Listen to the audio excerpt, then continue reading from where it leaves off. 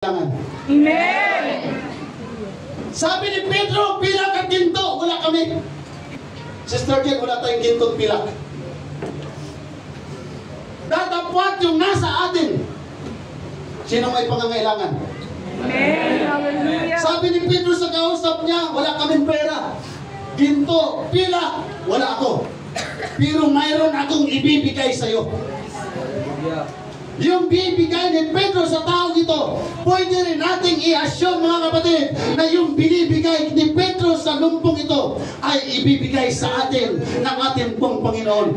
Now sa oras na ito, please, isipin natin, ano bang purpose, bakit nandito ka? Isipin natin, ano bang nilalapit natin sa Panginoon? Ano ba ang hinihingi natin sa Panginoon? Ang sabi ni Apostol Pedro, sa pangalan ni Jesucristo ng Nazaret ay lumakad ka.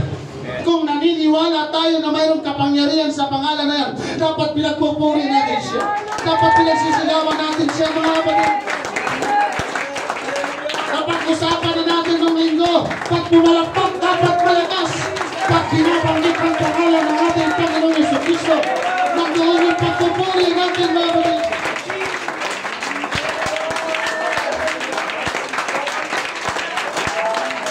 Hindi ka panipaniwala, pero totoo ang himala ng Diyos. Sabi ni Pedro, dito pinakula ko, pero ang ibibigay ko sa iyo pangalan.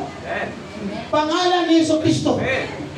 Ang lumpo, sir, hindi nagsabi, ayaw ko sa pangalan na yan. Itinaas ng lumpo ang kanyang kamay dahil mayroon siyang paniniwala na yung pangalan ni Jesucristo mayroong kapangyarihan. Kaya nung itaas niya ang kanyang kamay, nakalakad siya. Sa umagang ito, mga kapatid, i-challenge natin ang ating pananampalataya. Huwag mong ipagdamot.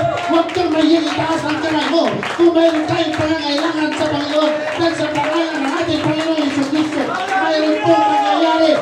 Hindi ka panipaniwala, pero totoong hinala ng Diyos. Hindi siya kayang palakarin tundas pa sa pera na nahihingi niya, Brother Sherwin. Taong ito, mga kapatid, hindi na nag-ipon ng 40 years. Naniwala lamang siya sa pangalan ng ating Panginoong Jesucristo. Undas pa, pinagaling siya ng ating pong Panginoon. Kaya sa umagang ito, mga kapatid, kung mayroon tayong totoong pagsamba sa Diyos, maniwala ka na undas pa bago ka umuwi. Ngayon pa lamang, mayroon ng pagtugon ang ating Panginoong Diyos sa lahat ng ating pong hinihingi. Pag nagpagaling ang Panginoon, hindi katulad ng doktor, pababalikin ka para i-check. Ganyan po katindi.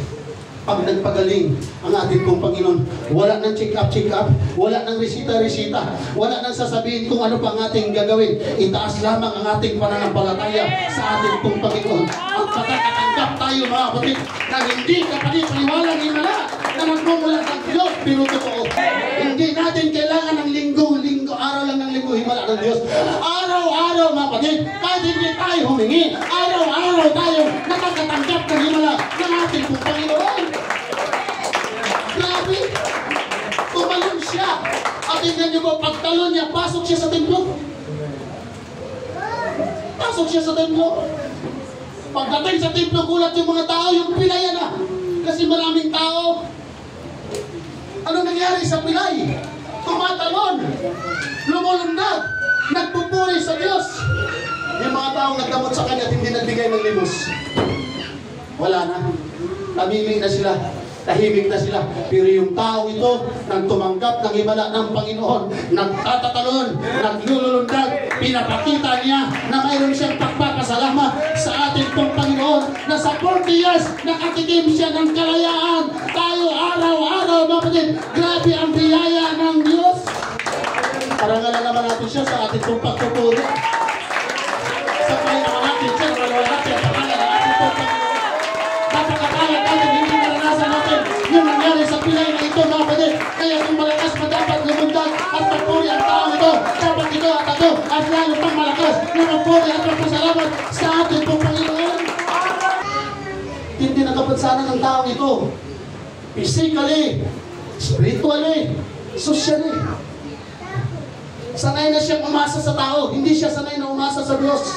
Amen. At yun dapat ang mag-break sa atin. Minsan madalas tayong umasa sa tao kaysa Diyos. Kagaya ng tao ito, umaasa siya sa tao, hindi sa Diyos. Kaya kung ang buhay natin paulit-ulit na lang mga kapatid, baka kailangan na talaga natin ang totoong himala ng ating pong Panginoong Hesus. Maraming tao na kontento na sa mga pang-araw-araw na nangyayari sa buhay nila. Pero iba yung taong umaasa sa biyaya at himala ng ating pong Panginoon. Amen. Maging instrumento tayo ng Panginoong Diyos sa himala para sa ating pong kapwa.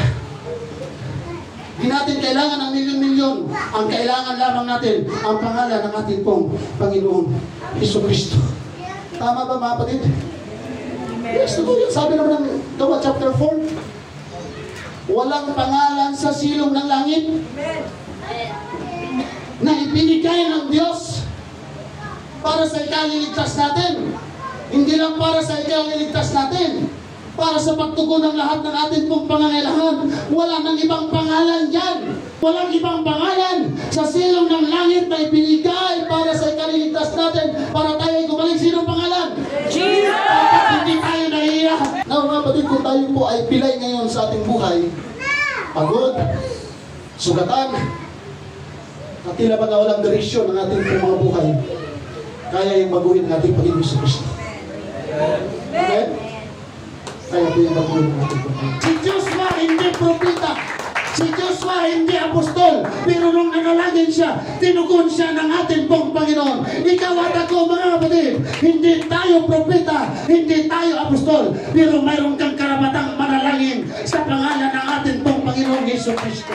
At may mga bagay na kayang patigilin at pahintuin ng Diyos kung tayo nagtitiwala sa Kanya. Ang sabi ng Panginoon Joshua, huwag mong katakutan ang mga kaaway mo dahil binigay ko na sila. Wow! Huwag mo na silang katakutan, Joshua. Hindi na kayo mag-stress padadahan dyan. Wala nang suntukan dyan. Ibig sabihin, hindi pa sila naglaban, sir. Talo na. Hindi pa sila nag-away. Brother Rod, talo na, Sister Jen. Bakit? Diyos na ang bahala. Sabihin mo sa iyong katabi, Diyos na ang bahala sa problema mo. Diyos na ang bahala sa pinagdadaanan natin. Kung kaya pa hintuin ang araw ng dahil sa prayer, yung prayer mo at prayer consistent sila, mayroong magagawa ang ating pong Panginoon para i-rescue tayo ng Diyos. Amen. Ito po'y paalaala sa kwentong ito na ang tagumpay ay hindi nagmumula sa ating mga tao. Ang tagumpay ay nagmumula sa Diyos na ating pong sinasamba. Amen. Biruin mo, ang Diyos ang lumalaban. Sino man sa atin dito mga kapatid, hindi natin kayang labanan si Satanas. Tama?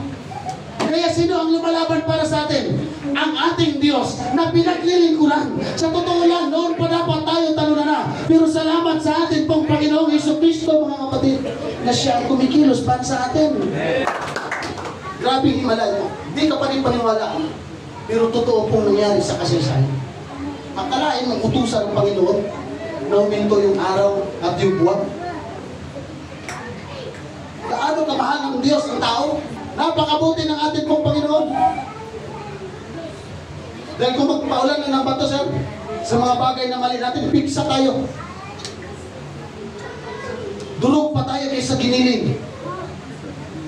Pero hindi pa tayo nakikipaglaban, nandoon na yung tagumpay. Dahil nandoon na ang pakikipaglaban ng ating pong Panginoong Jesucristo. Grabe! Pinahinto niya yung araw at buwan para lang magtagumpay ang kanyang bayan. Na ito po ang tanong mga kapatid.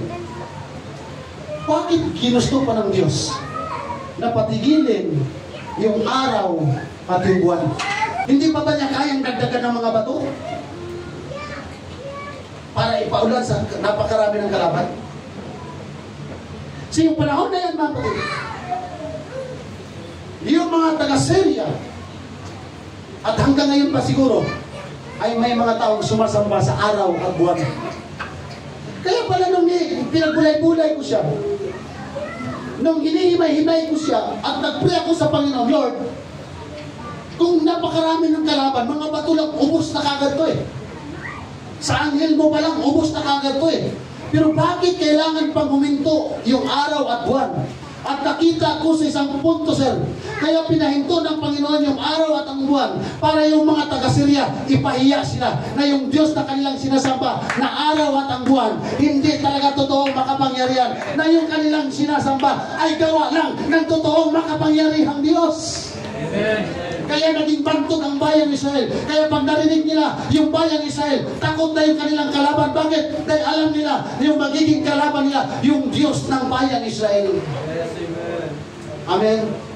So ano pong makuha natin sa punto ng kasaysayan ito, mga kapatid? Kapag ang Diyos ang kumilos sa buhay mo at sa buhay ko, walang magagawa ang demonyo para tayo pagpalain ng Panginoon. Walang magagawa ang demonyo kapag tayo pinagaling ng Panginoon. Walang magagawa. Ibig sabihin, lahat ng bagay dito sa mundong bato at kahoy na sinasamba ng tao ay walang magagawa sa pangalan ng ating Panginoong Jesucristo. Amen? Yes. Dati mga kapatid, yung aking mga ginagawa, niluluhuran ko yan. Yung dati kong ginagawa sa Baclaran, niluluhuran ko yan. Yung dati kong ginagawa na tinitinda sa Quiapo, iniiyakan ko yan. Ay wala akong praise the Lord at hallelujah doon sa amin. Nangamuyo ko, nagampo ko. Pero lahat pala ng bagay na ginagawa ng tao at sinasamba ay hindi uubra. Hindi pala natin dapat talagang sambahin ang gawa ng tao. Ang sambahin natin yung gumawa sa ating mga tao na kaya magpahinto ng araw, na kaya magpahinto ng... Si Eliseo ay siyang pumalit kay Propeta Elias. At siya po ay pinag-iinitan ng hari ng Samaria. At ang nakakapanindig balahibo sa kwentong ito, mga kapatid, isang propeta laban sa napakaraming sundalo. Ito, alam mong mamamatay ka, pero nung makita ni Gehazi yung sinasabi ng propeta Eliseo, mga kapatid, hallelujah, yung sinasabi niya sa picture na yan, wala pa yan sa picture doon sa totoo, mga kapatid. Kaya pala kampante si Elisha dahil alam niya at nararamdaman niya na kahit saan siya magpunta, paglingkod ka ng ating Panginoon, hindi ka talaga pinababayaan ng ating Panginoon. May mga panahon na hindi natin nakikita at hindi nararamdaman ang himala ng Diyos. Pero sabihin ko ito sa ating lahat, mga kapatid, hindi nawawala sa ating paligid ang ating Panginoon Diyos. Kailangan lang mabuksan ang ating mga mata para makita natin siya na lagi natin kasama ang Panginoon at hindi tayo pinababayaan ng ating Panginoon Diyos. Kahit kaano karami ang hukbo ng Syria, mas marami ang mga invisible army ng ating pong Panginoong Diyos. Si Eliseo, kaya kampante. Tingnan niyo, mga kapatid, yung mga sundalong ito, yung mga sundalo ng Syria, natalo ng walang kalaban-laban. Yung Diyos na kasama natin ngayon, mga kapatid, kayang magpaulan ng bato, kaya magpahinto ng araw, kaya magpatigil ng buwan, kaya magpalakad ng pilay, kaya maggumawa ng mga bagay na imposible. Dahil lahat ng imposible sa tao, hindi imposible sa Kanya. Baguhan man tayo o datihan, mayroon man tayo mga kabigatan, yung salitang sa pangalan ng ating Panginoong Jesucristo, yung himala na Kanyang ginawa, nawa sapat na yan, mga kapatid, para magtiwala tayo sa sinasabi ng Biblia. Nawa sapat na yan, na sa pag-uwi natin, wala na tayong dadala